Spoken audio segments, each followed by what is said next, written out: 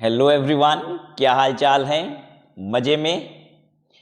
आज की क्लास में आप देखेंगे कि इनकम टैक्स रिटर्न्स के कितने सारे फॉर्म्स हैं। बेसिकली एक से अधिक फॉर्म है इनकम टैक्स रिटर्न के, और आपकी इनकम क्या क्या है इस पे डिपेंड करता है कि आपको कौन सी इनकम टैक्स रिटर्न भरनी है। अगर आपकी सैलरी की रिटर्न है तो आपको कुछ और ही रिटर्न के फॉर्म भरने होंगे। अगर आपकी पीजीबीपी की इनकम है तो obviously some different income tax return form needs to be filled. आप अगर प्रिजम्पटिव इनकम पे टैक्स दे रहे हो, राइट, 44ADAE, इस पे आप टैक्सेस दे रहे हो, तो ऑब्वियसली फिर क्या होगा, अगेन एक डिफरेंट फॉर्म है जिसमें आपको रिटर्न अपनी फाइल करनी होती है। तो आइए आज की क्लास में हम यही देखते हैं कि कितने सारे फॉर्म्स हैं और ये फॉर्म किसे फिल करने होते हैं। स्टार्ट करते हैं। Section 139C, annexureless return. आज के समय में जो रिटर्न्स हैं वो एनेक्सरलेस हैं।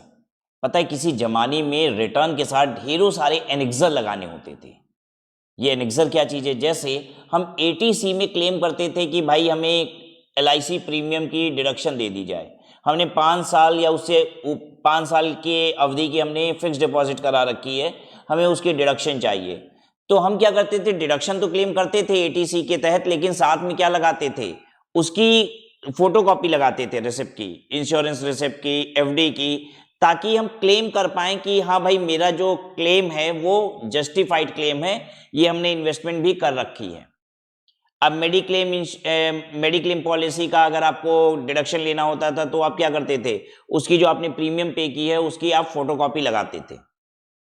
आज के समय में आपको कोई भी एनेक्सर नहीं देना, आप जितना भी फॉर्म में भरते हैं वो सारा का सारा गवर्नमेंट कहती है हम एज इट इज एक्सेप्ट करते हैं। यानी आप एक तरीके से ऐसे भी समझ सकते हैं, गवर्नमेंट कहना चाहती है कि आई ट्रस्ट माई पीपल, हम आप पर भरोसा करते हैं, हम मानते हैं कि आप ईमानदार हैं, राइट, और जो आप कहेंगे वो एक्सेप्टेड है। सिर्फ 3% केसेस में स्क्रूटनी लगती है, जो मैंने पहले की क्लासेस में भी आपको बताया है। और जब स्क्रूटनी लगती है तो आपसे सारी इंफॉर्मेशन मांगी जाती है। यानी 97% लोगों को कोई भी डिटेल देने की आवश्यकता नहीं है, आप जो लिखेंगे वो एक्सेप्ट कर लिया जाएगा, राइट। तो today's the return is annexureless. How many returns are there, आइए चलिए देखते हैं। ITR 1, फिर है ITR 2, देखिए उसके बाद फिर ITR 3, 4, 5, 6, 7। ITR 1 एक बड़ा ही सिंपल सा रिटर्न है। अगर आपकी इनकम भी बड़ी सिंपल सी है तो आप भरते हैं ITR 1। आपकी इनकम अगर थोड़ी कॉम्प्लिकेटेड है तो आप भरते हैं ITR 2, और ज्यादा कॉम्प्लिकेटेड है तो आप भरते हैं ITR 3। अब आप कहेंगे इनकम कॉम्प्लिकेटेड, ये क्या मतलब है सर? देखिए, जहां पे टैक्स प्लानिंग के स्कोप कम होते हैं उसको हम लेस कॉम्प्लिकेटेड इनकम बोल रहे हैं, और जहां पे टैक्स प्लानिंग के स्कोप ज्यादा होते हैं उसे हम मोर कॉम्प्लिकेटेड इनकम बोल रहे हैं। जैसे पीजीबीपी में सबसे ज्यादा स्कोप है टैक्स प्लानिंग का, और सबसे कम स्कोप है सैलरी की इनकम में, राइट। अगर आपको सैलरी मिलती है तो भाई एम्प्लॉयर ने आपके खाते में जितना पैसा डाला है वो आपकी सैलरी है। Salary is something which is very much known to everyone, ठीक है, वो प्राइमा फेसी पता है कि सैलरी की इनकम कितनी है। तो एक सैलरीड इंप्लॉय, और आपको ये भी बता दें कि एक सैलरीड इंप्लॉय जो 50 लाख रुपए कमाता है ना, वो जितना टैक्स देता है एक बिजनेसमैन 5 करोड़ कमाने पे भी शायद उतना टैक्स ना दे रहा हो। पॉसिबल है, वो टैक्स प्लानिंग के जरिए क्या कर रहा है, अपनी इनकम को कम भी कर सकता है, लेकिन एक सैलरीड इंप्लॉय तो बेचारा टैक्स देता ही देता है अपनी पूरी इनकम पे। तो सैलरीड इंप्लॉय से इंफॉर्मेशन भी कम मंगाई जाती है, तो उसका जो ITR का फॉर्म होता है वो छोटा होता है, हल्का फुल्का होता है।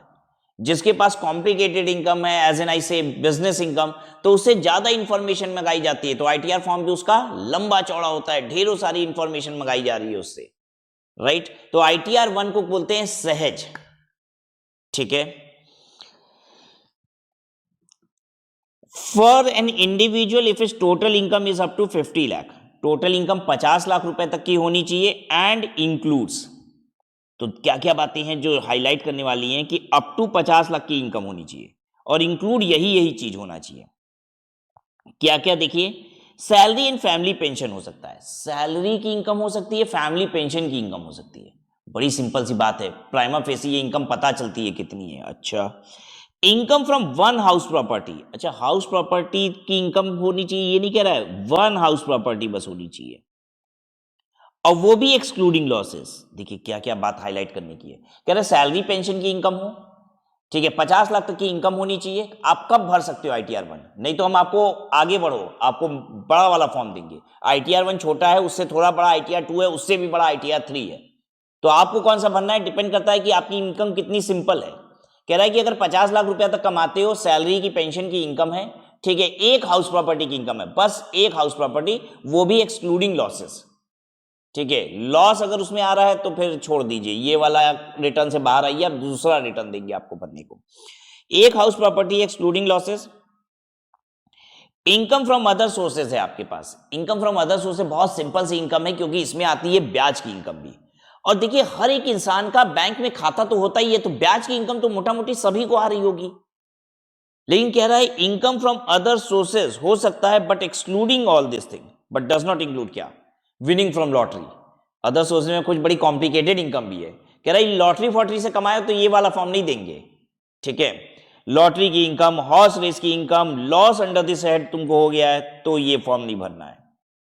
इसका मतलब क्या है पता है आपको, बहुत सिंपल तरीके से बताएं। सरकार कहना चाहती है कि अगर तुम नौकरी पेशा इंसान हो, तुमको सैलरी आती है, खाते में आती होगी, उसमें ब्याज व्याज आता है, और एक हाउस प्रॉपर्टी से तुम्हारे पास पॉजिटिव इनकम है, तो तुम ये फॉर्म भर लो। ये कहना चाहती हो, और वो भी 50 लाख तक कमाते हो तब। cannot be filed by any individual who has agricultural income exceeding 5,000। अगर आपकी एग्रीकल्चर इनकम 5,000 से ज्यादा है तो भी ये फॉर्म नहीं भरने देंगे। Has invested in unlisted equity share. Unlisted equity share में आपने इन्वेस्ट कर रखा है, एक प्राइवेट लिमिटेड कंपनी का शेयर ले रखा है। जैसे आजकल आप देखेंगे कि पब्लिक लिमिटेड कंपनी में तो लोग पैसा लगाते ही हैं जो लिस्टेड है स्टॉक एक्सचेंज में। आजकल अनलिस्टेड कंपनीज में भी पैसा लगा रहे हैं लोग, प्राइवेट लिमिटेड कंपनीज में पैसा लगा रहे हैं। स्टार्टअप इन्वेस्टमेंट इतना पॉपुलर हो चुका है, लेकिन कौन लोग लगाते हैं आपको क्या लगता है? कोई भी हैरा गैरा लगा देता है। हाईली रिस्की इन्वेस्टमेंट है, ठीक है। तो गवर्नमेंट को ये सब जब कोई इन्वेस्टमेंट कर रहा होता है ना, तो गवर्नमेंट कहती है नहीं भाई ये सिंपल आदमी नहीं है, थोड़ा कॉम्प्लिकेटेड है, इतनी कम इंफॉर्मेशन नहीं लेंगे, छोटा वाला फॉर्म नहीं भरवाएंगे इससे। तो has invested in unlisted equity share, तो वो ये फॉर्म नहीं भरेगा।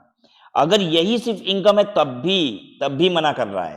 कह रहा है अगर आपकी सैलरी की मात्र इनकम है और बस बैंक में सेविंग बैंक अकाउंट में ब्याज आता है, बस इतना है, तो भी अगर आपने किसी प्राइवेट लिमिटेड कंपनी में इन्वेस्टमेंट कर रखा है तो हम आपको ये फॉर्म भरने नहीं देंगे। Has invested in unlisted equity share, then is a director in a company. अगर आप एक कंपनी में डायरेक्टर हो तो ये फॉर्म नहीं भरना है। Has tax deduction under section 194N। आपको अभी टैक्स डिडक्शन TDS आपने पढ़ा नहीं है।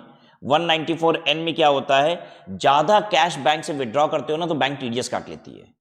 अब आपके मन में आएगा सर कितना, तो जो लोग रिटर्न भरते हैं, अपनी इनकम टैक्स रिटर्न भरते हैं, वो 1 करोड़ रुपए से ज्यादा अगर कैश विड्रॉ करते हैं तो TDS कटता है। अब बताइए कोई 1 करोड़ रुपए से ज्यादा कैश में विड्रॉ किया है बैंक से, सिंपल आदमी लग रहा है कि आपको बहुत सीधा साधा सब इनकम होगा? नहीं, गवर्नमेंट कह रही है अगर तुम्हारा 194N में TDS कटा है तो ये फॉर्म नहीं भरना है तुमको, ठीक है। अभी 194N पे फोकस मत कीजिएगा क्योंकि ये सेक्शन आपने पढ़ा नहीं है, इसमें और भी कई बातें हैं। अभी बस आपको मोटा मोटी समझाने के लिए आपको बता दिया कि भाई आपको कैसे लगेगा 194N में क्या खास बात है कि मना किया जा रहा है। तो 194N में बैंक TDS काट लेती है एक ऐसे बंदे एक का खाते से जो 1 करोड़ रुपए से ज्यादा साल भर में कैश में विड्रॉ कर लेता है, ठीक है। Has deferred income tax on ESOP received from employer being an eligible startup. अब आपको यह पता होगा कि अगर एक एलिजिबल स्टार्टअप में एम्प्लॉयज को अगर ESOP मिलता है तो ऐसे में क्या होता है कि उसकी इनकम तो कंप्यूट कर दी जाती है, लेकिन उस इनकम पे 5 सालों का डेफर कर दिया जाता है for the purpose of taxation, कि आपको टैक्स 5 साल बाद देना है। तो ऐसा कोई बंदा जिसकी इनकम तो आ गई है ESOP की वजह से, लेकिन डेफरमेंट हो गया है टैक्स का, तो वो भी ITR 1 नहीं भरेगा। क्लियर हो गया? ITR 1 कौन भरेगा? अब ITR 2 पे आते हैं। अभी प्रैक्टिकली भी बात को समझाएंगे, पहले हम लोग ITR 1 2 3 यहां तक कम से कम पढ़ लें, तो फिर मैं आपसे क्वेश्चन के जरिए पूछूंगा कि बताइए कौन सा फॉर्म भरना है, तो क्लैरिटी और ज्यादा हो जाएगी। ITR 2 for individual and HUF not having income from profit and gains from business और प्रोफेशन। कह रहा है कोई भी इंडिविजुअल HUF हो, ठीक है, जिसकी PGBP की इनकम नहीं हो। अब कह रहा है PGBP के अलावा कुछ भी हो, सैलरी हो, हाउस प्रॉपर्टी हो, कैपिटल गेन हो, अदर सोर्सेज हो, कोई भी इनकम हो, PGBP ना हो, और पीजीबीपी है तो अब कह रहा है आईटीआर 3 भरो।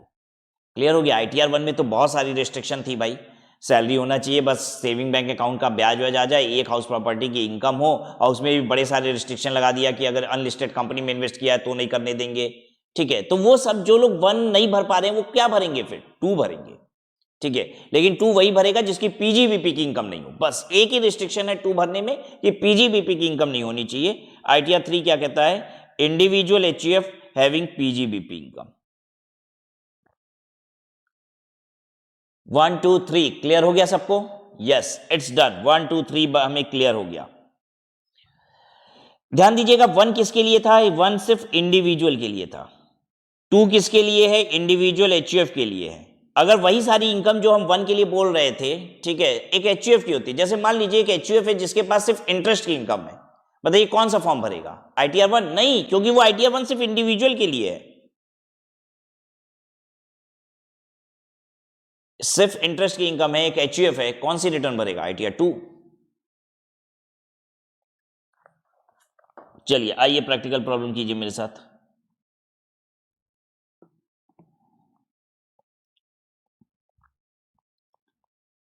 पर्सन इंडिविजुअल है, ठीक है, इनकम किस किस हेड की है हम आपको बताएंगे, सैलरी की है कि नहीं है, हाउस प्रॉपर्टी की है कि नहीं है, पीजीबीपी की है कि नहीं, कैपिटल गेन है कि नहीं, आईओएस। और आईओएस को हम ऐसे लिख दे रहे हैं, 2 पार्ट में ब्रेक करके लिख दे रहे हैं बच्चों। आईओएस में लॉटरी है कि नहीं है और इंटरेस्ट की इनकम है कि नहीं है। मान लीजिए सैलरी की इनकम है, हाउस प्रॉपर्टी की इनकम है सिर्फ एक, वो भी पॉजिटिव, ऐसे लिखेंगे 1 पॉजिटिव है, 1 पॉजिटिव। 1 पॉजिटिव मतलब समझिए हम क्या कहना चाहते हैं, एक हाउस प्रॉपर्टी की इनकम है वो भी पॉजिटिव वाली है, ठीक है, और इंटरेस्ट की इनकम है। बताइए कौन सा फॉर्म भरेगा, सैलरी है, एक हाउस प्रॉपर्टी पॉजिटिव इनकम है, इंटरेस्ट की इनकम है, कौन सा फॉर्म भरना है, आईटीआर बताइए यहां पे, आईटीआर कौन सा भरेगा, आईटीआर 1। बताइए दूसरा क्वेश्चन करते हैं, सैलरी की इनकम है, हाउस प्रॉपर्टी की इनकम है 1 पॉजिटिव, एक पॉजिटिव हाउस प्रॉपर्टी की इनकम है, पीजीबीपी की इनकम है, अब बताइए कौन सा आईटीआर भरेगा, पीजीबीपी की अगर इनकम है तो आईटीआर 3 भरना पड़ेगा, फिर तो कुछ सोचना ही नहीं है। पीजीबीपी यस दिखे, आईटीआर 3 सीधे बोलिए, पीजीबीपी ना दिखे तो आईटीआर 1 और 2 में सोचना है, बहुत आसानी से हो जाएगा। देखिए ज्यादा दिमाग नहीं लगाना, पीजीबीपी दिखे आईटीआर 3 सीधे, पीजीबीपी नहीं दिखे तो आईटीआर 1 या 2 दोनों हो सकता है, तब दिमाग लगाओ। देखोगे आईटीआर 1 में तो बड़ी सारी रिस्ट्रिक्शन थी, वो सारी रिस्ट्रिक्शन पूरी हो रही है क्या, तो आईटीआर 1, अदरवाइज 2। ठीक है, यहां तो पीजीबीपी है तो 3, यहां तो टेंशन ही नहीं लेना। बताइए सैलरी की इनकम है, हाउस प्रॉपर्टी की इनकम है 1 पॉजिटिव, ठीक है, एंड लॉटरी की इनकम है। अब बताइए, देखिए पीजीबीपी की नहीं है, पीजीबीपी नहीं है तो 1 या 2 में से ही होगा, लेकिन 1 में तो कहता है लॉटरी फॉटरी ये सब नहीं होना चाहिए ना, तो ये कौन सा हो गया, आईटीआर 2। सैलरी की इनकम है, हाउस प्रॉपर्टी की इनकम है, 2 हाउस प्रॉपर्टी की, और ब्याज की इनकम है, बस। देखिए ब्याज की इनकम तो सभी की होगी, आप कहेंगे बाकी में क्यों नहीं टिक लगा रहे हैं, अरे ठीक है मेरी मर्जी, हम कौन सी इनकम बता रहे हैं कौन सी नहीं, ठीक है। अब बताइए, देखिए हाउस प्रॉपर्टी आईटीआर 1 भरने के लिए ना हाउस प्रॉपर्टी की इनकम सिर्फ एक ही हो सकती है, तो यहां 2 हाउस प्रॉपर्टी, इसलिए आईटीआर 2 भरना पड़ेगा, राइट।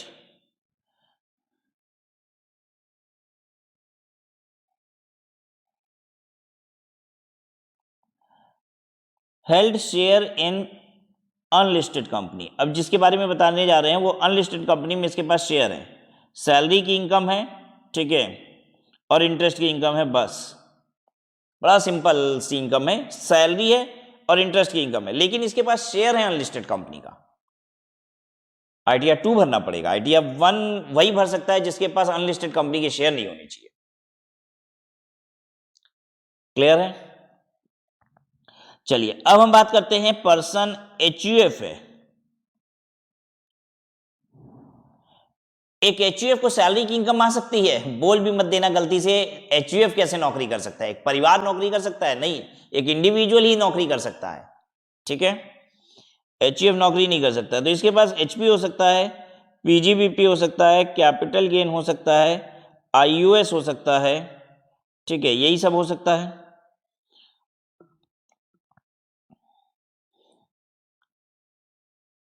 अब इसमें ज्यादा मेहनत नहीं करनी होती है। अगर हम पीजीबीपी टिक लगाएंगे तो आप बोलेंगे आईटीआर 3, और अगर हम पीजीबीपी अनटिक छोड़ दें, कुछ भी टिक कर ले, तो आईटीआर 2, बस इतना ही देखना आपको। PGBP yes, ITR 3, PGBP no, ITR 2, that's all. Clear है ये सबको? चलिए आइए नेक्स्ट देखिए। आईटीआर 4 इसको हम सुगम भी बोलते हैं, ठीक है। आईटीआर 1 को सहज भी बोला जाता है, आईटीआर 4 को सुगम बोला जाता है, ठीक है। हालांकि सहज, सुगम, इन सब का मतलब पता है क्या होता है? इंग्लिश में बोला जाए तो सिंपल होता है। ये दोनों रिटर्न ही सिंपल है। आईटीआर 4 भी उतना ही सिंपल है जितना आईटीआर 1 है, कम सिंपल नहीं है ये, ठीक है। ये किनके लिए हैं? जो लोग प्रिजम्पटिव टैक्सेशन देते हैं, बस। अगर आपकी प्रिजम्पटिव इनकम की टैक्स है तो आप यही फॉर्म भरेंगे। साथ में क्या, इससे मतलब नहीं। जैसे बहुत सिंपल है, आपको अगर प्रिजम्पटिव टैक्सेशन वाली इनकम दिखाई दे रही है तो आप आईटीआर 4 भरेंगे, ठीक है। फिर आप टेंशन नहीं लीजिए कि बाकी इनकम क्या है क्या नहीं है। जैसे पीजीबीपी दिखाई दिया तो आईटीआर 3, और प्रिजम्पटिव दिखाई दे, पीजीबीपी में प्रिजम्पटिव दिखाई दे तो ITR 4, right. Presumptive taxation 3 section में आपने पढ़ा था, 44AD, ADA और AE, ठीक है, जहां पे गवर्नमेंट आपकी इनकम को प्रिज्यूम कर लेती है depending upon your turnover. Transporter के केस में पर ट्रक के हिसाब से इनकम को प्रिज्यूम कर लिया जाता है। नाउ आईटीआर 5, अब ये सब सिंपल है एकदम, याद रखना। आईटीआर 5 किसके लिए है? वो अभी तक ऊपर जितना पढ़ रहे थे वो सब क्या था? इंडिविजुअल, एचयूएफ, यही सब था। अब बाकी जो पर्सन बच गए, firm, LLP, AOP, BOI, AJP, cooperative society, local authority, ये भरते हैं आईटीआर 5। कंपनी छोड़ के बाकी सारे पर्सन यहां आ गए, और कंपनी भरती है आईटीआर 6। कितना सिंपल है भाई, ज्यादा जोर थोड़ी ना पड़ रहा है, ठीक है। 1 2 3 4 हमको अलग से समझ में आ गया पूरा, लेकिन 1 2 3 4 तक में कवर क्या हुआ? सिर्फ इंडिविजुअल एचयूएफ ही तो कवर कर पाए हम, ठीक है। बाकी फर्म, कंपनी को छोड़ के बाकी जितने भी पर्सन है, ठीक है, फर्म, एओपी, बीओआई, एजेपी, ये सब क्या भरेंगे? आईटीआर 5 भरेंगे, राइट। एंड कंपनी क्या भरेगी? आईटीआर 6 भरेगी। आईटीआर 7 कौन भरेगा? For the person referred to furnish return under section 139 4A 4B 4C 4D 4E 4F। अब दिमाग नहीं लगाइए, बस हल्का से याद कर लीजिए। You don't have to even understand ITR 7, you don't have to even understand ITR 7। ये किसको भरना होता है? ट्रस्ट को, पॉलिटिकल पार्टी को, इंस्टीट्यूशन, कॉलेजेस, इनके लिए है। Trust, political party, institution, colleges, इनके लिए है। बेसिकली यहां पे वो लोग आ रहे हैं जिनकी इनकम एग्जेम्प्ट होती है।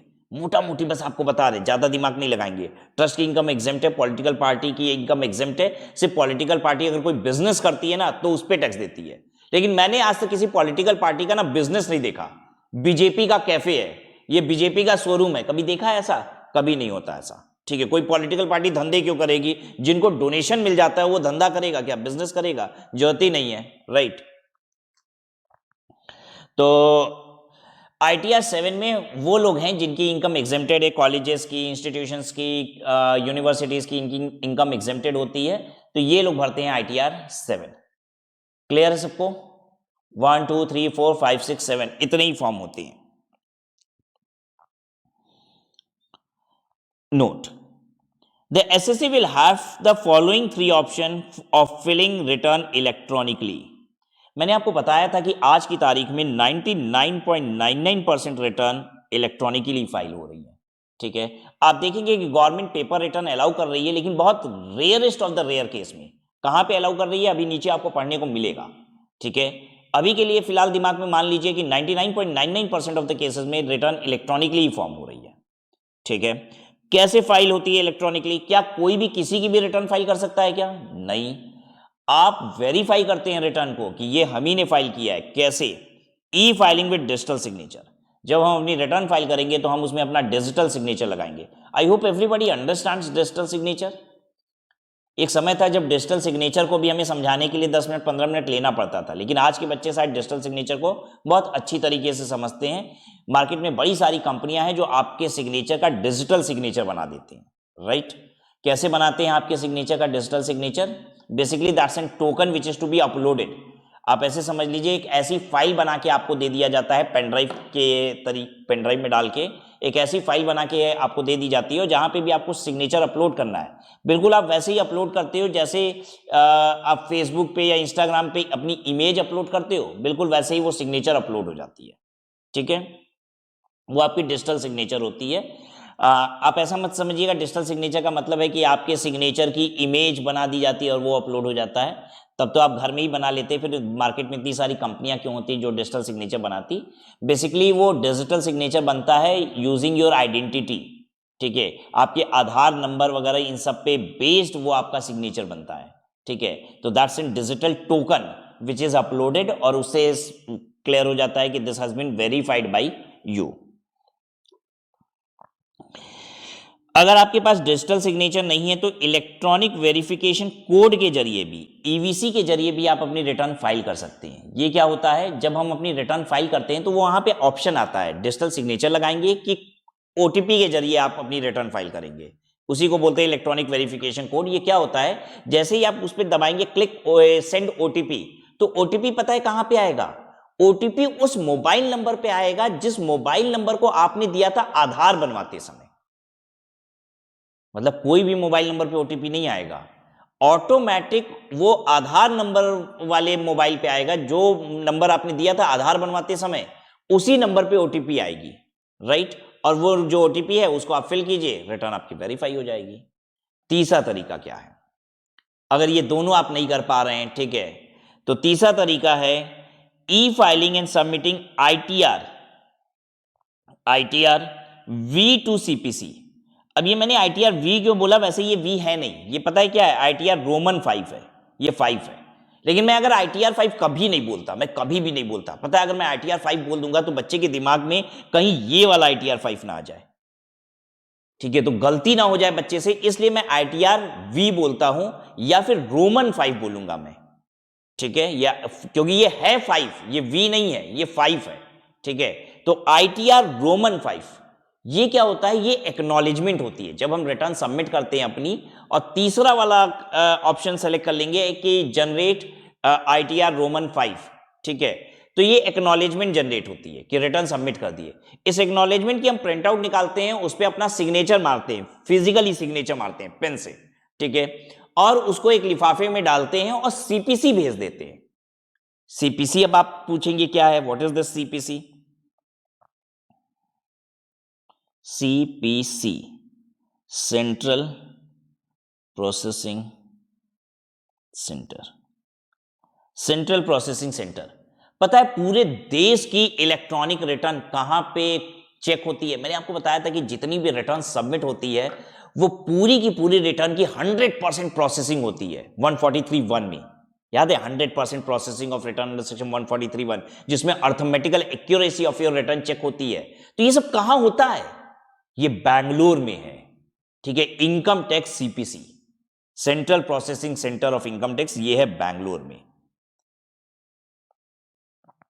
तो पूरे हिंदुस्तान में जितनी भी इनकम टैक्स की रिटर्न जमा हो रही है ये बैंगलोर सीपीसी में प्रोसेस होती है, ठीक है। तो वहीं पे हमको क्या करना होता है, ये एक्नॉलेजमेंट को साइन करके भेजना होता है भाई कि ये रिटर्न, देखिए गवर्नमेंट को चाहिए कि आपने ही रिटर्न सबमिट की है, बाद में आप ये ना कह दो मुकर जाओ कि ये तो रिटर्न हमने सबमिट ही नहीं की थी, कोई और मेरी रिटर्न सबमिट कर दिया मेरा पैन नंबर डाल के। तो इसीलिए वेरीफाई किया जा रहा है, या तो डिजिटल सिग्नेचर से कीजिए या फिर ईवीसी इलेक्ट्रॉनिक वेरिफिकेशन कोड से कर लीजिए, और नहीं तो तीसरा किससे कर लीजिए, आपके पास ये सब साधन नहीं है, प्रिंट आउट निकालिए, साइन मारिए, आईटीआर रोमन 5 भेज दीजिए सीपीसी, राइट। अब देखिए ये सब कोई नहीं भरता है, सीपीसी वगैरह कोई नहीं भेजता आईटीआर रोमन 5, सब कोई डिजिटल सिग्नेचर कर लेता है या ईवीसी कर लेता है, ईवीसी सारे लोग कर लेते हैं, राइट।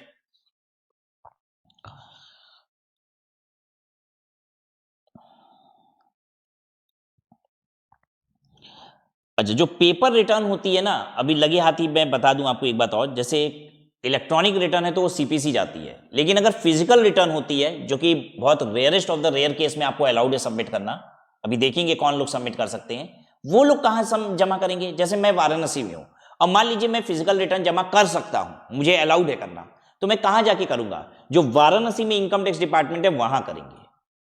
जैसे दिल्ली वाले आप हैं तो आप दिल्ली में जो इनकम टैक्स डिपार्टमेंट है फिजिकल रिटर्न वहां सबमिट करेंगे। आपको बैंगलोर नहीं जाना सबमिट करने, मुझे बैंगलोर नहीं जाना। लेकिन अगर मैं इलेक्ट्रॉनिकली सबमिट करूंगा इंटरनेट के जरिए, तो मेरी रिटर्न मेरे इनकम टैक्स डिपार्टमेंट में नहीं आ रही है वाराणसी में, पता है सीधे कहां जा रही है? Bangalore. Understood? Return in ITR 1 cannot be file by person. अच्छा, ITR 1 इन लोगों के द्वारा भी फाइल नहीं हो सकता। अभी आपने पढ़ा था ना ITR 1 की कुछ रिस्ट्रिक्शन, अभी और कुछ रिस्ट्रिक्शन सुनिए। Cannot be filed by a person who is a resident person other than not ordinarily resident in India. Is a resident person, resident है बट नॉट ऑर्डिनरली नहीं है। नॉट ऑर्डिनरली नहीं है मतलब कौन सा रेजिडेंट है? ROR, resident and ordinarily resident है। कह रहा है ITR 1 एक ROR नहीं भर पाएगा अगर has any asset including financial interest located outside India. भाई सही बात है, इंडिया के बाहर अगर आपके पास एसेट है, ठीक है, और फाइनेंशियल इंटरेस्ट है, मतलब इंडिया के बाहर मेरे पास लंदन में फ्लैट है, ठीक है, या मेरा न्यूयॉर्क में कोई बिजनेस है, तो गवर्नमेंट कह रही है आप ITR 1 नहीं भर सकते। सच्ची बात है, मैंने आपके दिमाग में एक बात बैठा भी दी है, ठीक है। अगर मैं ये बात आपको ना भी बताऊं ना तो भी आपसे पूछता ITR 1 भरने को देती होगी सरकार? आप सोच के बताओ। तो आप कहते नहीं यार, ये आदमी इतना सिंपल थोड़ी ना है, लंदन में फ्लैट रखा हुआ है, न्यूयॉर्क में बिजनेस करता है, इसको ITR 1 नहीं भरने देती होगी। क्या आप खुद से कह देते कि नहीं? या सोच के बताओ, अगर मैं ये बात ना भी बताऊं आप बता देते। इसीलिए मैं आपके कॉन्सेप्ट पे फोकस करता हूं कि गवर्नमेंट ITR 1 पे जो रिस्ट्रिक्शन लगा रही है उसका मकसद सिर्फ इतना है कि बहुत जो सिंपल सीधा सीधी जिसके पास इनकम है बस वो इस रिटर्न को भरने आए। Signing authority in any account located outside India. India के बाहर खाता खोल के बैठे हो, स्विस बैंक में खाता खोले हो, ITR 1 भरने देंगे? नहीं। Earned any income from source outside India, विदेश से भी तुम्हारे पास कोई इनकम आई है, चाहे चवन्नी क्यों ना आई है। चवन्नी जानते हो आप लोग? पता नहीं आप जानते भी होगे कि नहीं। 1/4 ऑफ अ रूपी इज कॉल्ड चवन्नी। सुने हो कभी? अठन्नी, व्हाट इज अठन्नी? हाफ ऑफ अ रूपी, 50 पैसे, ठीक है, और 25 पैसे इस चवन्नी।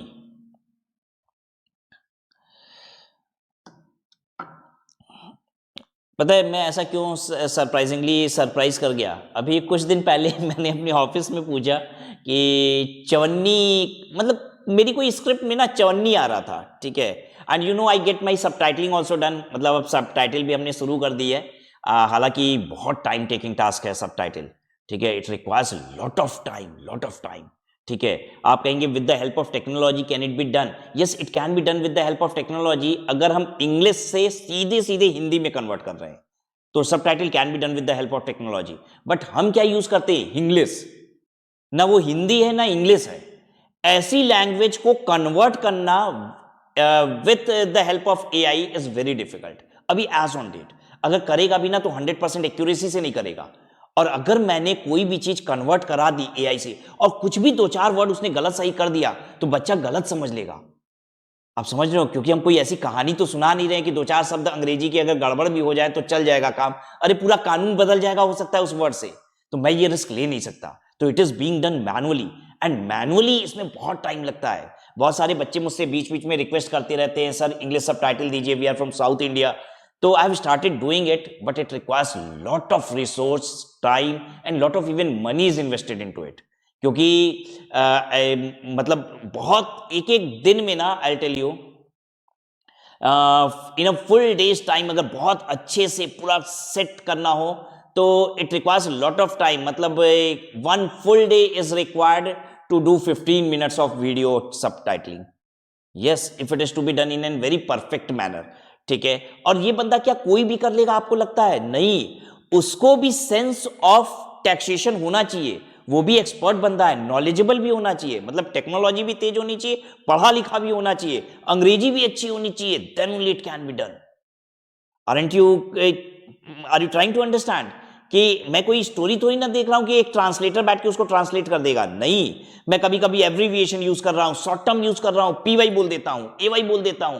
क्या आपको लग रहा है कि one who can only translate it into English can do that? No, उसको इनकम टैक्स भी आनी चाहिए समझ में। तो जो बच्चे मुझसे रिक्वेस्ट करते हैं मैं उनको बता दूं कि हम लोग ने शुरू कर दिया है, और अभी मेरे हिसाब से 50 से 60 वीडियोस में भी, जब तक ये वीडियो रिलीज हो तब तक और ज़्यादा वीडियोस पे सबटाइटल आ चुकी हो, कर रहे हैं, बहुत तेज़ी से कराने की कोशिश कर रहे हैं, ठीक है। बट हर चीज़ की एक लिमिटेशन होती है ना, कि how much resources I have, तो I am using it to the maximum extent, ठीक है, and trying to bring more and more subtitle, ताकि जिन बच्चों को हिंदी में दिक्कत होती है वो इंग्लिश के सबटाइटल के साथ भी इसे पढ़ सकें। अच्छा, तो मैं क्या बात कर रहा था आपसे, कि अगर एक आरओआर है और उसके पास ये सारी इनकम है, ठीक है, कि कोई इंडिया के बाहर एसेट है, फाइनेंशियल इंटरेस्ट है, या फिर वो साइनिंग अथॉरिटी है किसी बैंक में, या फिर इनकम अर्न किया है आउटसाइड इंडिया, तो वो ITR 1 नहीं भर सकता। फिर बी देखिए, has claimed any relief of tax under section 19, 98, 91। ये रिलीफ आप कहेंगे सर हमने तो ये रिलीफ नहीं पढ़ा, 89(1) का रिलीफ पढ़ा था बस हमने, ठीक है। तो ये कौन सी रिलीफ है? ये कौन सी रिलीफ है? ये रिलीफ आपको पढ़नी भी नहीं है। ये रिलीफ उसको मिलती है जिसके पास एक ही इनकम दो दो जगह टैक्सेबल हो जाती है, तो वो दो जगह टैक्स नहीं देता। आज ये आप पहली बार ये बात सुन रहे हैं और आपको ये जानना भी नहीं था, क्योंकि इंटरनेशनल टैक्सेशन आपको नहीं पढ़ना। मेरी इनकम दो जगह टैक्सेबल हो सकती है, हाँ हो सकती है, मैं समझाता हूं कैसे। मान लीजिए मैं दुबई में एक सेमिनार कराने जाता हूं एज एन स्पीकर, राइट, तो मेरी इनकम पता है कहां एक्रू हो रही है? दुबई में। क्योंकि जब भी मैं सर्विसेज देता हूं ना, अगर मैं बिजनेस करता हूं तो जहां पे डील होती है, हाथ मिलाया जाता है, जहां पे डील क्लोज होती है वो प्लेस ऑफ बिजनेस होता है, वहां पे इनकम एक्रू होती है। लेकिन अगर मैं सर्विसेज देता हूं तो जहां पे मैं सर्विसेज दे रहा हूं वो प्लेस ऑफ माय बिजनेस है, ठीक है, वहीं पे इनकम एक्रू हो रही है। तो अगर मैं दुबई गया, वहां पे एक सेमिनार लिया, तो मेरी इनकम वहां पे एक्रू हुई, लेकिन वो पैसा मुझे रिसीव होता है इंडिया में, तो एक्रूड इन दुबई है, रिसीव्ड इन इंडिया है। इंडिया में उस इनकम पे टैक्स लगेगा, पता है क्यों? क्योंकि income received in India is taxable in India, ठीक है। वो इनकम एक्रू हुई है दुबई में, दुबई में वो इनकम टैक्सेबल हो जाएगी, क्योंकि दुबई का लॉ भी तो यही कहता है कि इनकम एक्रूड इन दुबई और received in Dubai is taxable in Dubai. वो कह रहा है एक्रू हो जाए चाहे रिसीव हो जाए दुबई में टैक्सेबल होगा। इंडिया भी तो यही कहता है ना, एक्रू हो जाए चाहे रिसीव हो जाए तो इंडिया में टैक्सेबल होगा। तो मेरा एक्रू हुआ वो दुबई के हिसाब से दुबई में टैक्सेबल हो जाएगा, और रिसीव इंडिया में हुआ इसलिए इंडिया में टैक्सेबल हो जाएगा। अरे इनकम तो एक ही कमाए हैं, दो दो जगह टैक्स थोड़ी ना देंगे। तो बहुत सारे देशों ने मिलके, तकरीबन 100 से अधिक, 110 देश शायद मिलके डबल टैक्सेशन अवॉइडेंस एग्रीमेंट, ठीक है, दो चार देश आगे पीछे हो सकते हैं क्योंकि हर दिन कुछ देश निकलते हैं ट्रीटी से, कुछ लोग साइन कर लेते हैं, और तो तकरीबन 110 देशों के आसपास लोगों ने डबल टैक्सेशन अवॉइडेंस एग्रीमेंट, एक एग्रीमेंट है ये, साइन किया है, double taxation avoidance agreement, DTAA। ये एक एग्रीमेंट साइन किया है जिसके तहत ये है कि अगर एक बंदे की इनकम, चाहे वो दुनिया में कहीं भी रहता हो, एक बंदे की इनकम अगर दो देश में टैक्सेबल हो रही होगी, तो वो एक देश में टैक्स देगा और दूसरे देश में उसी टैक्स का रिलीफ ले लेगा। और वो टैक्स चाहे किसी भी एक देश में जमा हुआ हो, वो दोनों देश आपस में बांट लेंगे। अब मेरी उस इनकम की बात करते हैं, हम एक काम कर सकते हैं, हम दुबई में टैक्स पे करके इंडिया में रिलीफ ले सकते हैं उस इनकम पे, ठीक है। और या फिर हम क्या कर सकते हैं, इंडिया में टैक्स पे कर दें और दुबई में रिलीफ ले लेंगे। रिटर्न हम दोनों जगह जमा करेंगे, दोनों जगह हम रिटर्न जमा करेंगे, टैक्स एक जगह जमा करेंगे, दूसरी जगह रिलीफ ले लेंगे। हालांकि एक ही इनकम पे क्या अलग अलग टैक्स लग सकता है दोनों देशों में? हाँ। अब फॉर एग्जाम्पल उस इनकम पे दुबई के लॉ के हिसाब से टैक्स आ रहा है सिर्फ 50,000 का, इंडिया के लॉ के हिसाब से आ रहा है 70,000 का टैक्स। तो अगर आपने दुबई में 50,000 रुपए का हम टैक्स पे करेंगे ना, तो इंडिया में 50,000 की रिलीफ लेंगे, वीजा टैक्स देना पड़ेगा। आई बात समझ में? तो भाई जो ज्यादा है वही टैक्स पे अल्टीमेटली करना पड़ेगा आपको। अब फाइनली क्या होगा, हम कहीं भी कितना भी टैक्स पे कर रहे हैं, इससे दोनों देशों की मेरे ऊपर कोई प्रॉब्लम नहीं है। अब ये दोनों देश आपस में टैक्स बांट लेंगे। एग्जाम्पल के तौर पे मान लीजिए कि 50,000 रुपए का ही टैक्स बनता है दोनों देश में उस इनकम पे, तो हम दुबई में 50,000 पे किए, इंडिया में रिलीफ क्लेम कर लिए, इंडिया में कोई टैक्स पे नहीं किए। अब दुबई के पास वो पैसा जमा है, इसका मतलब ये नहीं है कि दुबई ले लेगी सारा पैसा टैक्स का, दुबई अब इंडिया को जो इसका हिस्सा बनता है वो दे देंगे। ये सब कहां लिखा हुआ है? DTAA में लिखा हुआ है, जिससे आपको मतलब नहीं है, ठीक है, आप टेंशन ना ले। तो ये 90, 90A, 91 ये सब कौन क्लेम कर रहा है? ये सब रिलीफ उनको मिल रहा है जिनका दो जगह एक ही इनकम टैक्सेबल हो जाता है, यानी विदेश वाली इनकम आई होगी तभी तो ये सब रिलीफ क्लेम कर रहे हो। कह रहा है उनके लिए नहीं है ITR 1, ठीक है। If an SSC claims exemption in respect of any income exceeding 5,000 under section 10, 10A, 10AA, ये बात हमने यहाँ पे भी आपको बता ही दी थी ने कि अगर आपके पास एग्रीकल्चर इनकम 5,000 से ऊपर की है तो आप नहीं फाइल कर सकते हैं। और यहाँ पे फाइनली बताया है कि कोई भी एग्जेम्पशन नहीं होनी चाहिए इन सेक्शन के तहत 5,000 रुपये से ज़्यादा की, ठीक है, इन सेक्शन के तहत 10, 10A और 10AA, ठीक है। अगर 5,000 रुपये से ज़्यादा की एग्जेम्पशन है then you are not allowed to claim file ITR 1। और कौन सी रिटर्न बहुत सिंपल है, जल्दी बताओ बच्चों? ITR 1 के अलावा कोई और भी सिंपल सी रिटर्न है बहुत? हाँ, सहज और सुगम। ITR 1 फिर ITR 4, ये भी बहुत सिंपल है। ITR 4 इतनी सिंपल क्यों है? सरकार कहती है हमको ज्यादा इंफॉर्मेशन चाहिए ही नहीं, तुम बस सेल ही तो बताओ, हम तो बता देंगे तुम्हारी इनकम कितनी है, और कोई ज्यादा लफड़ा थोड़ी ना है उसमें। तो ITR 4 पे भी रिस्ट्रिक्शन है, कौन कौन नहीं भर पाएगा। अच्छा, ITR 4 अगर आपको नहीं भरने दिया जाएगा तो आप कौन सा रिटर्न भरेंगे ये बताइए जरा? ITR 3 भरेंगे फिर आप। ITR 4 अगर हम नहीं भरने देंगे तो ITR 3 भरेंगे आप। Are you getting my point? क्योंकि आपके पास बिजनेस की इनकम है, ये भूलिएगा नहीं, आपके पास बिजनेस की इनकम है। अगर हम ITR 1 नहीं भरने देंगे तो आप कौन सी इनकम रिटर्न भरेंगे? एक सेकेंड, ITR 1 पे इतनी सारी रिस्ट्रिक्शन है, हम अगर आपको ITR 1 नहीं भरने दिए तो आप क्या भरेंगे? आप भरेंगे ITR 2 और ITR 3। अगर हम आपको ITR 4 नहीं भरने दिए बिकॉज ऑफ रिस्ट्रिक्शन, आप क्या भरेंगे? ITR 4 का मतलब क्या है? आपके पास बिजनेस की इनकम है लेकिन प्रिजम्पटिव टैक्सेशन होता है, लेकिन आपकी इनकम इतनी सिंपल नहीं है, सरकार को समझ में आ गया, कुछ रिस्ट्रिक्शन लगा रही है, कह रही है ITR 4 तो नहीं भरने देंगे भाई क्योंकि आपकी इनकम इतनी सिंपल नहीं दिख रही है, भले आप प्रिजम्पटिव टैक्सेशन दे रहे हो। कौन सा रिटर्न भरेंगे आप? बिजनेस है ना, PGBP है, PGBP वालों के लिए क्या है और ऑप्शन? ITR 3, तो आप भरेंगे ITR 3। 1 अगर नहीं मिला तो 2 और 3, लेकिन अगर 4 नहीं मिला तो ITR 3 बनना है। ITR 4 cannot be filed by a person who is a resident individual or HUF other than ordinarily resident in India. Other than ordinarily resident in India, इसका मतलब क्या है? ये ROR की बात कर रहा है। ये रिस्ट्रिक्शन सिर्फ ROR के लिए है, और ये रिस्ट्रिक्शन जो पहले ही हम पढ़ लिए थे ना इतनी सारी ITR 1 में, ये सभी के लिए थी, ये सिर्फ ROR के लिए नहीं थी, ये ओवरऑल रिस्ट्रिक्शन थी। और ये रिस्ट्रिक्शन सिर्फ ROR के लिए है, ये बात पे भी ध्यान दीजिएगा। अब ITR 4 की रिस्ट्रिक्शन सिर्फ ROR के लिए है, बाकी अदरवाइज कोई रिस्ट्रिक्शन नहीं है। ITR 1 में रिस्ट्रिक्शन दो प्रकार की थी, एक रिस्ट्रिक्शन जो ITR 1 के साथ साथ आप पढ़ लिए, जो चाहे कोई भी हो भाई रिस्ट्रिक्शन है। फिर ITR 1 में आपने पढ़ा कि भाई कुछ रिस्ट्रिक्शन ऐसी है जो ROR के लिए ही है। ITR 4 की रिस्ट्रिक्शन ROR के लिए है।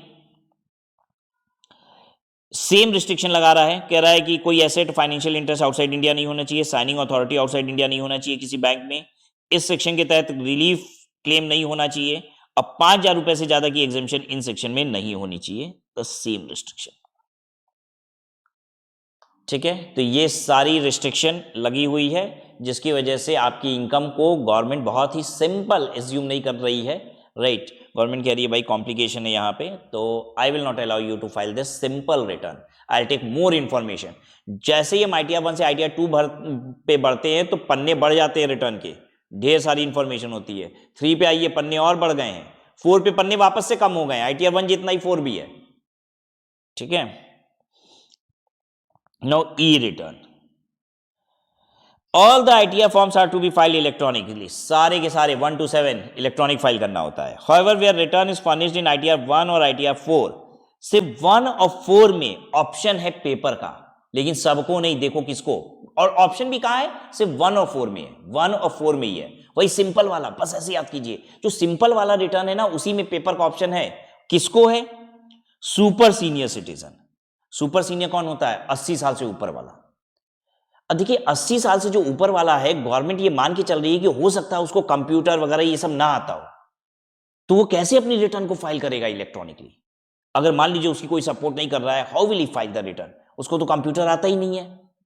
तो गवर्नमेंट ने यहां पे ऑप्शन दिया हुआ है 80 साल से ऊपर वालों के लिए कि आप जाइए डिपार्टमेंट में जाके अपना पेपर में रिटर्न सबमिट कर दीजिए। ठीक है। दूसरा, individual HUF having income up to 5 lakh and not claiming any refund.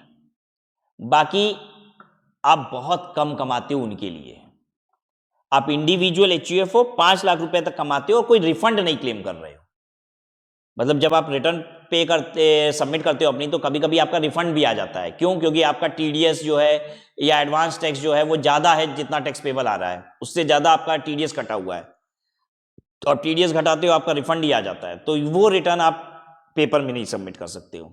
ठीक है। ये क्यों ऐसा कर रही है? एक्चुअली सरकार ना रिफंड अब बहुत जल्दी देना चाहती है। ठीक है। रिटर्न प्रोसेसिंग के टाइम को गवर्नमेंट ने हाईली रिड्यूस किया है। वैसे तो मुझे तो ये समझ में नहीं आता, लेकिन गवर्नमेंट का डाटा क्लेम करता है कि पहले रिटर्न प्रोसेसिंग का एवरेज टाइम कांग्रेस के समय में 91 डेज था। ठीक है। और बीजेपी गवर्नमेंट ने रिटर्न की प्रोसेसिंग टाइम को 10 दिन कर दिया है। अभी जो रीसेंट बजट आया है उसमें निर्मला सीतारमण जी ने ये अनाउंस भी किया है, मीडिया में भी ये सारी बात आई है, average return processing time is 10 days. मुझे तो नहीं समझ में आता, क्योंकि मेरी तो सारी की सारी रिटर्न, मेरी पूरी फैमिली की रिटर्न बहुत देर में होती है। वो एवरेज कह रहे हैं, क्योंकि किसी का 2 दिन में भी हो जाता होगा। एवरेज 10 डेज में रिटर्न प्रोसेस हो जाता है, 143(1) की इंटीमेशन आ जाती है। सरकार ऐसा डाटा कह रही है, अब मैं नहीं कह रहा, क्योंकि मेरा ऐसा पर्सनल एक्सपीरियंस नहीं है। ठीक है। तो सरकार जल्दी से रिटर्न प्रोसेस क्यों करती है? क्योंकि वो कहती है कि हम रिफंड को भी जल्दी से इशू करेंगे। इसीलिए जो रिफंड वाला है ना, वो तो कहती है इलेक्ट्रॉनिक सबमिट करो, ताकि गवर्नमेंट का डाटा खराब ना हो। गवर्नमेंट दिखाना चाहती है कि हम गुड गवर्नेंस कर रहे हैं। ठीक है। आपकी रिटर्न आई, खटाक से हम प्रोसेस करते हैं, रिफंड आपका बन रहा है, तुरंत आपका भी पैसा देते हैं। मतलब हम नोच नोच के टैक्स अगर ले रहे हैं ना, तो आपका टैक्स ज्यादा है तो दे भी रहे हैं, ताकि कोई गवर्नमेंट को ये ना बोल सके कि लेने में तो नोचाई तेजी से हो रही है और रिफंड देना होता है तो ढिलाई हो रही है। ठीक है। तो इसलिए गवर्नमेंट वहां पे इलेक्ट्रॉनिक रिटर्न ले रही है। तो आइए समझते हैं पेपर रिटर्न किसको अलाउड है। अगर आप सुपर सीनियर सिटीजन हो तो आप भर सकते हो 104, और अदरवाइज आप सुपर सीनियर नहीं हो, आप 20 साल के हो, 30 साल के हो, वटेवर, तो अगर आपकी इनकम 5 लाख रुपए तक है और आप रिफंड क्लेम नहीं कर रहे हो, तो ITR 1 और 4 आप पेपर रिटर्न सबमिट कर सकते हैं। ठीक है। अब एक बात समझिएगा, 5 लाख रुपए से कम की इनकम, 5 लाख रुपए तक की इनकम, वैसे देखो ना तो 7 लाख रुपए तक टैक्स ही नहीं लगता, और बहुत कम रिटर्न होती है जो 5 लाख रुपए से भी कम है और फाइल हो रही है। ठीक है। देखिए, कानून की बात छोड़ दीजिए कि 3 लाख रुपए की जीटीआई है अगर आपकी, तो रिटर्न आपको फाइल करना होता है, आपने पढ़ा है, GTI plus exemption under capital gain को हम जोड़ दें और वो 3 लाख रुपया या उससे ज्यादा है तो हमें रिटर्न फाइल करने की आवश्यकता है। लेकिन हो नहीं रही है, प्रैक्टिकली समझिए, वो सब रिटर्न फाइल नहीं होती है। 3 लाख 4 लाख वाला कोई रिटर्न फाइल करता नहीं है, तो इसमें बहुत रेयरेस्ट ऑफ द रेयर कोई आएगा। और अगर कोई इतनी कम इनकम पे रिटर्न फाइल कर रहा है ना, तो पता है वो कौन सा केस होता है? एक्चुअली उसकी इनकम टैक्सेबल है नहीं, उसका टीडीएस कट गया है, तो रिफंड के लिए ही वो फाइल ही करता है। मतलब अगर मैं बता रहा हूं आपको प्रैक्टिकल बात, ठीक है, कि अगर 7 लाख रुपए से नीचे की रिटर्न फाइल हो रही है, 99% ऑफ द केसेस में वो रिफंड क्लेम करने के लिए हो रही है, यानी इस वाली कैटेगरी में कोई आता ही नहीं है। कोई आता ही नहीं है ऐसा नहीं हुए, मतलब 0.01%, मतलब बहुत कम लोग आ रहे होंगे कि भाई रिफंड भी नहीं है तब भी इतनी कम इनकम पे रिटर्न फाइल हो रही है। होता ही नहीं है, प्रैक्टिकली नहीं होता। ठीक है। तो ठीक है, बस याद करने के लिए है, थियोरेटिकल पॉइंट है एक, तो सरकार भी जानती है इस कैटेगरी में कोई आता नहीं है, तो ये लोग कर सकते हैं पेपर। और सुपर सीनियर सिटीजन को इसलिए बोला है कि भाई ये सब 80 साल से ऊपर के, कंप्यूटर अगर नहीं आता होगा तो रिटर्न कैसे फाइल करेंगे। ठीक है। तो इसलिए इनके लिए पेपर रिटर्न अलाउ कर दिया गया है। ई ऑडिट रिपोर्ट, आपको मालूम है ना कि अगर आपका टर्नओवर एक सर्टेन लिमिट से ज्यादा है तो आपको ऑडिट करानी पड़ती है चार्टर्ड अकाउंटेंट से। ठीक है। और ये ऑडिट रिपोर्ट भी इलेक्ट्रॉनिकली ही सबमिट होता है, इलेक्ट्रॉनिकली ही सबमिट होता है। E filing of audit report shall be mandatory in the following cases. 3 तरीके की ऑडिट रिपोर्ट बनती है और तीनों ही इलेक्ट्रॉनिकली सबमिट होती है। एक 44AB में जो आपने ऑडिट पढ़ी है, ठीक है, टर्नओवर बेस्ड ऑडिट। 92E में ऑडिट रिपोर्ट किसकी होती है? जो लोग इंटरनेशनल ट्रांजैक्शन कर रहे हैं। आपको बताया था मैंने कि जो लोग इंटरनेशनल ट्रांजैक्शन करते हैं उनको ट्रांसफर प्राइसिंग TPR, ठीक है, रिपोर्ट भी एक सबमिट करनी होती है, तो उनकी जो ऑडिट रिपोर्ट होती है वो 92E वाली, वो भी इलेक्ट्रॉनिकली सबमिट हो रही है। और मैट कंप्यूटेशन, कि ऑडिट रिपोर्ट भी सबमिट होती है 115 जेबी में। मैट कंप्यूटेशन क्या है? मैट आपके कोर्स में तो नहीं है, लेकिन फिर भी आप जान लीजिए क्या है मैट। Minimum alternate tax. अभी जो आप पढ़ रहे हो ना, इस टैक्सेशन सिस्टम में बड़े सारे एग्जेम्पशन और डिडक्शन भी मिलते हैं, ठीक है। और इन एग्जेम्पशन और डिडक्शंस की वजह से कभी कभी इनकम निल हो जाती है, ठीक है। आपको जानकर बहुत आश्चर्य होगा कि 1994 तक रिलायंस कंपनी ने 1 रुपए इनकम टैक्स नहीं जमा किया है। सर क्या बात कर रहे हैं आप? रिलायंस हमारे देश की इतनी बड़ी कंपनी ने 1 रुपए इनकम टैक्स नहीं दिया, हम लोग देते इतना इतना टैक्स। हाँ, क्योंकि रिलायंस कंपनी की एग्जेम्पशन डिडक्शन सब मिला के टैक्सेबल इनकम निल हो जाती थी। मैंने बेसिक कॉन्सेप्ट की क्लासेस में ये बात किया था कि रिलायंस कंपनी ने हर वो धंधा किया है जिस पे गवर्नमेंट टैक्स बेनिफिट लाती है। गवर्नमेंट कहती है ये वाला धंधा करो, हम टैक्स बेनिफिट दे रहे हैं, रिलायंस कंपनी खड़ी हो जाती है, कहती है ये धंधा करेंगे। गवर्नमेंट ने इंफ्रास्ट्रक्चर बिजनेस पे टैक्स बेनिफिट दिया, रिलायंस इंफ्रास्ट्रक्चर में आ गई। टेलीकम्युनिकेशन पे दिया, टेलीकम्युनिकेशन पे आ गई। ऑयल एंड गैसेस पे दिया, ऑयल एंड गैसेस में आ गई। जो धंधे पे गवर्नमेंट टैक्स बेनिफिट देती है ना, उस धंधे में रिलायंस आ जाती है, और इसलिए कभी उसका टैक्सेबल प्रॉफिट रहा ही नहीं। 1994 तक उसने 1 रुपए का टैक्स नहीं दिया था। तो गवर्नमेंट को, भाई गवर्नमेंट एक बार बेनिफिट तो ला देती है, कहती ये हम बेनिफिट दे रहे हैं ताकि भाई धंधा होने लग जाए देश में, लेकिन ना कई तकलीफ भी होने लग जाती है गवर्नमेंट को। फिर लगता है हम बोले, देखिए सामने वाला धंधा क्यों किया? क्योंकि गवर्नमेंट कही कि हम टैक्स नहीं लेंगे, तुम धंधा करो, तो धंधा कर दी रिलायंस कंपनी वो, लेकिन कमाने खूब लग गई। तो अब back of the mind government को मिर्ची भी लगने लग गई कि लो इतना पैसा कमा रहा है, टैक्स भी नहीं दे रहा है। अरे तो टैक्स क्यों देगा? तुम्ही ने तो बोला था ये धंधा करो, टैक्स नहीं देना है, तभी तो वो धंधा किए। लेकिन अब उनको लगती है मिर्ची कि इतना पैसा कमा रहे हैं, सब टैक्स भी नहीं दे रहे हैं हमको। तो गवर्नमेंट ने निकाला मैट, मिनिमम अल्टरनेट टैक्स, ठीक है, कि कम से कम इतना टैक्स तो देना ही पड़ेगा। गजब का नाटक है। मैं आपको इस बात को ना बड़े दूसरे तरीके से समझाता हूं। मैं वाराणसी का रहने वाला हूं, ठीक है। अब बनारस में गंगा घाट है, ठीक है, आप भी जानते होंगे। तो घाट पे ना सुबह सुबह क्रिकेट खेलते हैं बच्चे, ठीक है। तो कई बार मैं भी जब घाट वाट सुबह सुबह, कभी बड़ा आनंद आता है सुबह घाट पे जाइए तो कभी कभी बैठ जाते हैं, उनका क्रिकेट मैच देखते हैं। तो एक चीज जब मैंने उनकी देखी ना, तो मुझे लगा कि सरकार को भी लगता है यहीं से आइडिया मिला है, बनारस के घाट से मैट लाने का। क्या है वहां पे कि एक साइड तो घाट है, देखिए, ठीक है, और दूसरी तरफ गंगा जी है। तो नियम वो लोग क्या बनाते हैं कि अगर कोई 6 मारेगा और बॉल गंगा जी में गई, ठीक है, तो वो आउट हो जाएगा। मैंने कहा यार मार तो छक्का ही रहा है, लेकिन गंगा जी में गया इसलिए आउट हो जा रहा है बेचारा, ठीक है। सच पूछिए तो रिलायंस कंपनी भी यही कर रही थी, धड़ाधड़ छक्का मार रही थी, धड़ाधड़ छक्का मार रही थी, ठीक है। लेकिन जिस तरफ छक्का मार रही थी, गवर्नमेंट ने उसी को कहा आउट। यही तो किया गवर्नमेंट ने। गवर्नमेंट ने कहा रिलायंस कंपनी तुम एग्जेम्पशन डिडक्शन क्लेम कर रहे हो, एक कानून बनाया कि ये एग्जेम्पशन डिडक्शन बिना क्लेम किए इतना टैक्स तो देना ही पड़ेगा। यही चीज था, ठीक है। तो गवर्नमेंट ने रिलायंस कंपनी जैसी कंपनियों से टैक्स लेने के लिए उनको आउट कर दिया वहीं जहां वो लोग छक्का मार रहे थे, ठीक है। आइए आगे देखते हैं। तो ऑडिट रिपोर्ट भी अब इलेक्ट्रॉनिकली ही सबमिट होती है, दैट्स ऑल, इतना ही आपको जानना था। 140 who shell verify the return. आपने देखा था रिटर्न में मुझे सिग्नेचर करने पड़ते हैं, डिजिटल सिग्नेचर करते हैं, या हम प्रिंट आउट निकाल के हम साइन मारते हैं, तब रिटर्न सबमिट होती है, राइट। तो ये सिग्नेचर कौन करेगा रिटर्न पे? भाई जिसकी रिटर्न है वही साइन करेगा, सिंपल सी बात। लेकिन अगर वो फिलहाल में उसका दिमाग काम नहीं कर रहा है, वो इंडिया के बाहर है, साइन नहीं कर पा रहा है, या किसी भी वजह से वो साइन नहीं कर पा रहा है, तो कौन करेगा? ये बात भी यहां पे बताई हुई है। आइए देखते हैं। इंडिविजुअल के केस में रिटर्न कौन साइन करेगा? By the individual himself. पहले तो जिसकी रिटर्न है वही साइन करेगा। अगर वो अवेलेबल नहीं है, और where the individual concern is absent from India और mentally incapacitated from attending to his affair, or where from any other reason it is not possible for the individual to sign the return by any person duly authorized by him in his behalf।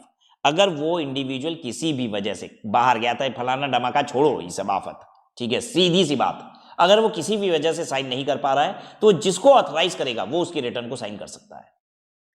अब आप कहोगे आप जैसे बच्चों को नहीं समझ में आने वाली ये सब बात, क्योंकि कानून जिस समय बना था और जिस समय हम पढ़ रहे हैं उसमें बहुत अंतर हो गया। एक जमाना था जब फिजिकल रिटर्न ही सबमिट होता था, तब बात आ जाती थी सिग्नेचर कौन करेगा, 31 जुलाई की डेट आ गई है, रिटर्न जमा करना है, और जिसकी रिटर्न है वो विदेश में घूम रहा है, कहां से साइन करेगा? या सीए साहब रिटर्न उसकी बना दी है, कौन साइन करेगा? तो वो ऑथराइजेशन देता था, ईमेल पे ही दे देता था, following person can sign my return. आई बात समझ में? आज तो जरूरत ही नहीं पड़ती यार, डिजिटल सिग्नेचर लगा के रिटर्न अपलोड हो जाती है। ठीक है, हम डिजिटल सिग्नेचर कहीं से भी लगा के अपलोड कर सकते हैं, ओटीपी कहीं पे भी आ जाए हम वेरीफाई कर सकते हैं, तो ये सब की जरूरत नहीं है। लेकिन भाई कानून तो है ना कि rarest of the rare case में आप हो सकता है आप पेपर रिटर्न सबमिट कर रहे हो, आप ऑथराइज हो पेपर रिटर्न के लिए, तो कौन करेगा? आप इसको ये मत सोचिएगा कि 100% केस में कानून यूज होना चाहिए, कानून बनता है rarest of the rare case के लिए भी। ठीक है, एक बात बताइए, क्या हर दिन हमारे देश में मर्डर हो रहा है? नहीं, हर दिन थोड़ी ना हो रहा है, लेकिन कानून बना है उसके लिए कि नहीं बना है? अरे rarest of the rare case में भी कुछ होगा ना, तो कानून तो उसके लिए भी है, राइट? एचयूएफ में रिटर्न कौन फाइल करेगा? कर्ता करेगा। और अगर कर्ता नहीं कर पा रहा है किसी भी वजह से, तो एनी एडल्ट मेंबर, कोई भी परिवार का जो 18 साल या उससे ऊपर है कर सकता है, मेल फीमेल कोई भी। इसको आप इंपॉर्टेंट मार्क कर लीजिए, और कहीं नहीं पूछता कौन साइन करेगा, कर्ता में जरूर पूछता है कि रिटर्न कौन साइन करेगा। ठीक है, ऐसे पूछ लेता है, कहता है कि कर्ता एब्सेंट है, किसी भी वजह से नहीं कर पा रहा है साइन। ठीक है, अब फैमिली में बेटा है बेटी है, कौन साइन करेगा? अब बच्चों को लगता है कि यार बेटा ही साइन करता होगा, नहीं, 18 साल से ऊपर का कोई भी कर सकता है, वहीं पे गलती हो जाती है, तो इसको इंपॉर्टेंट मार्क कर लीजिएगा। कंपनी में कौन करेगा? मैनेजिंग डायरेक्टर करेगा, एमडी करेगा, और अगर वो अवेलेबल नहीं है तो कोई भी डायरेक्टर कर सकता है, एनी डायरेक्टर। ठीक है, फिर फर्म में कौन करेगा? मैनेजिंग पार्टनर करेगा। मैनेजिंग पार्टनर किसको कहते हैं? मेन पार्टनर को। जैसे एक पार्टनरशिप फर्म है, 5 पार्टनर हैं, तो वो आपस में अपने एक को ना मैनेजिंग पार्टनर क्रिएट कर बना लेते हैं कि भाई ये मेन डिसीजन मेकर है फर्म का। ठीक है, तो अगर वो मैनेजिंग पार्टनर नहीं है तो कोई भी पार्टनर कर सकता है, लेकिन not being minor. Minor sign नहीं करता रिटर्न को, ये ध्यान रखिएगा। ठीक है, तो आप कहेंगे कि सर क्या इसका मतलब ये है कि माइनर पार्टनर बन सकता है क्या? पहले तो ये बता दीजिए। तो आपने ये सब पढ़ा हुआ होगा। ठीक है, माइनर वो सब तो जब अकाउंटिंग पढ़ रहे होगे क्लास 11 12 में तभी पढ़ ली होगी, पार्टनरशिप फर्म की अकाउंटिंग आपने सीखी होगी कि minor can also be admitted to partnership firm. Minor can also be admitted to partnership firm, लेकिन वो रिटर्न साइन नहीं करेगा। एलएलपी में कौन करेगा? एलएलपी में भी सेम चीज है, फर्म की तरह ही डेजिग्नेटेड पार्टनर करेगा। जैसे हम वहां मैनेजिंग पार्टनर बोलते हैं फर्म में, एलएलपी में हम बोलते हैं डेजिग्नेटेड पार्टनर।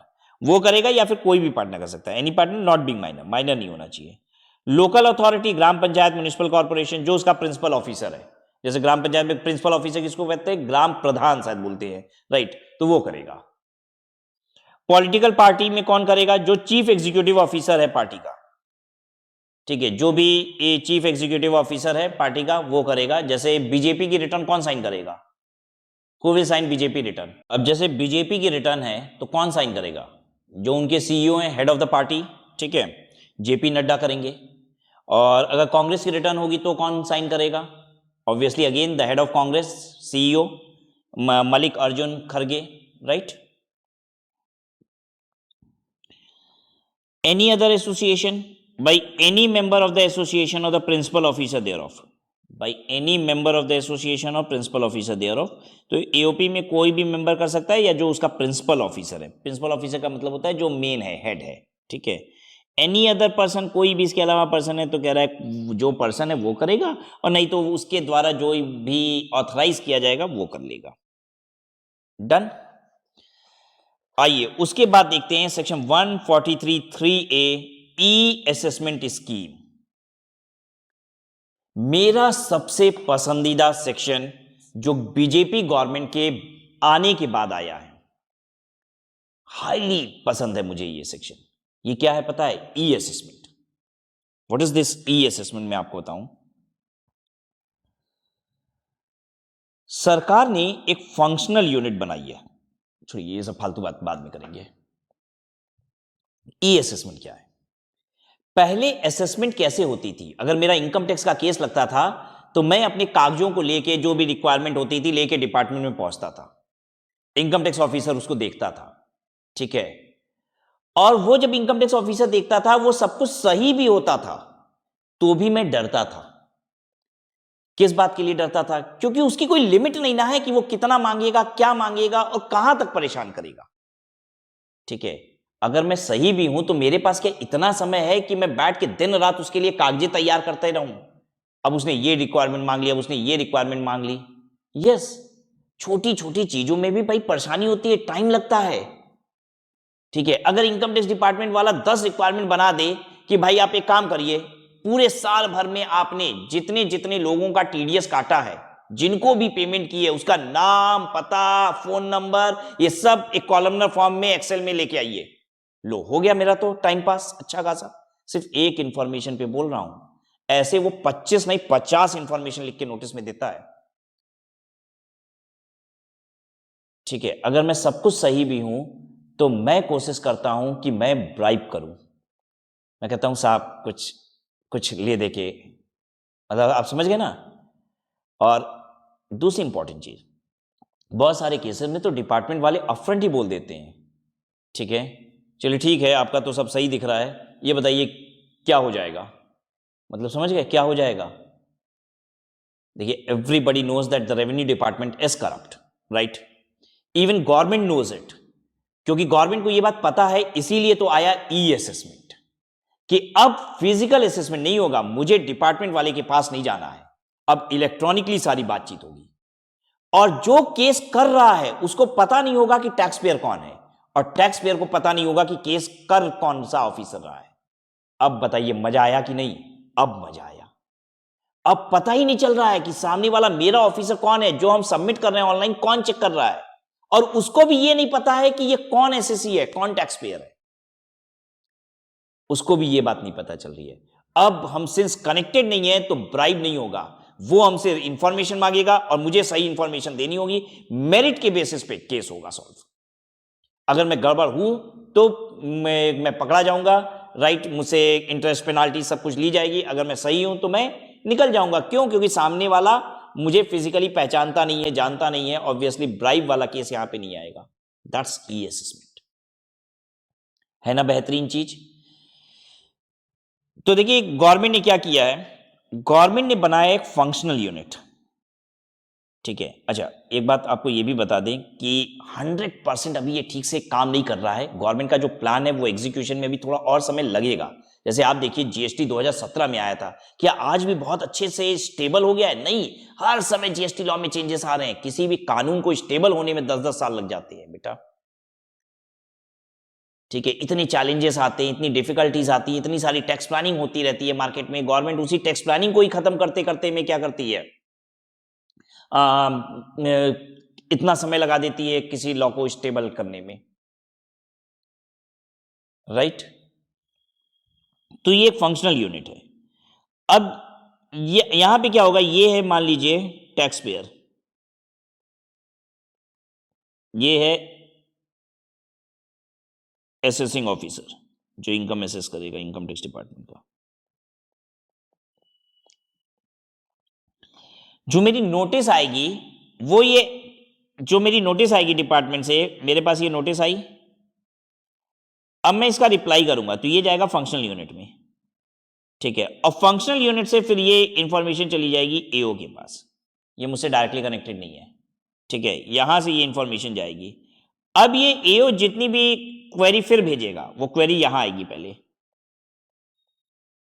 और फिर ये क्वेरी का मुझ तक पहुंचेगी, ठीक है। और ये जो इनकम टैक्स ऑफिसर अलॉट हो रहा है, ये फंक्शनल यूनिट रैंडम बेसिस पे अलॉट कर रही है। जैसे मैं वाराणसी का हूं तो पता है मेरा असेसिंग ऑफिसर हो सकता है कोलकाता असाइन हो जाए, वहां के किसी ऑफिसर को असाइन हो जाए मेरा केस।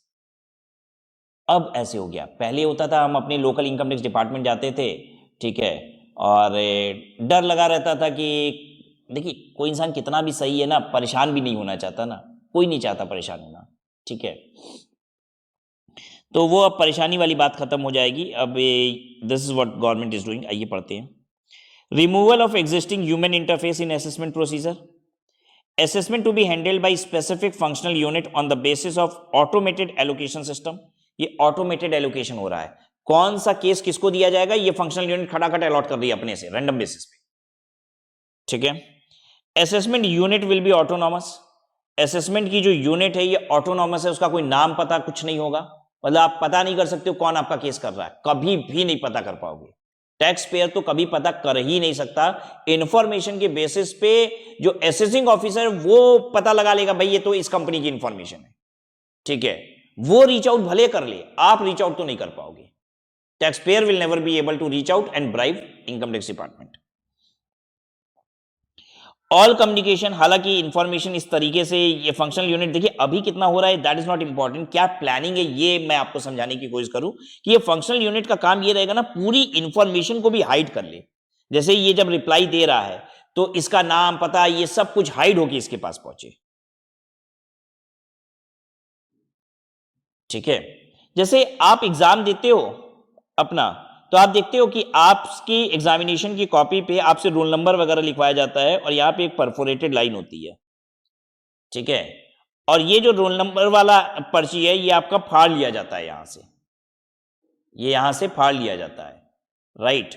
और जब कॉपी चेकर के पास ये कॉपी जाती है ना, तो ये परफोरेटेड लाइन वाला रोल नंबर रहता नहीं है उसके पास। इस परफोरेटेड लाइन पे एक कोड नंबर अलॉट होता है और आपकी कॉपी पे एक कोड अलॉट होता है।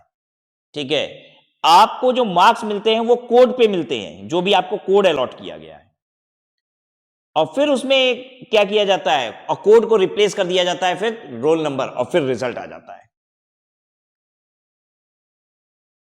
आप ऐसे समझ लीजिए, और ये सॉफ्टवेयर करता है, जब रिजल्ट अपलोड किया जाता है ना, तो उसी समय ये काम होता है। रिजल्ट अपलोड तक कोड के साथ होता है और वहीं पे सॉफ्टवेयर कोड को रिप्लेस करता है विथ रोल नंबर। ऐसा होता है, इसीलिए रिजल्ट के 1 घंटे पहले तक भी किसी को पता नहीं होता है कौन पास हो रहा है कौन फेल हो रहा है। इवन जो ये काम कर रहे हैं ना, उनको भी नहीं पता होता। इस पूरे प्रोसेस में जो लोग इन्वॉल्व है उनको भी रिजल्ट नहीं पता होता। तो ये मैंने आपको एक एनोनिमस रखने का तरीका बताया कि किस तरीके से चीजों को एनोनिमस रखा जाता है। भाई किसकी कॉपी है, कौन चेक कर रहा है, नहीं पता है, क्योंकि आपकी कॉपी का तो रोल नंबर हटा ही लिया गया ना, और रोल नंबर हटा के उसको कोड अलॉट कर दिया गया। All communication to be made exclusively in electronic mode, no personal appearance of any assessee. This scheme covers assessment under section 143(3) and 144। 143(3) की असेसमेंट याद है, scrutiny assessment, and 144 is best judgment assessment.